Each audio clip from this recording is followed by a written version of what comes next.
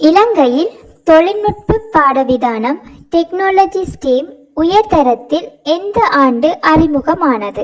2013. ஆசிரியர் வழிகாட்டி teachers guide புத்தகங்களை வெளியிடும் பொறுப்பு யாருடையது?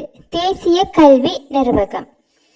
தரம் 6க்கு மேற்பட்ட மாணவர்களுக்குரிய தளபாட வகையின் குறியீட்டு இலக்கம் வகை ஏ.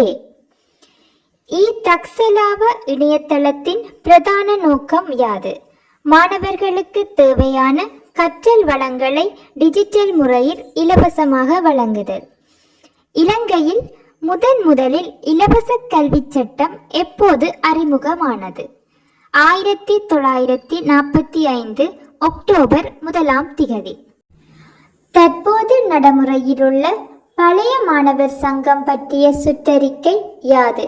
27/1964.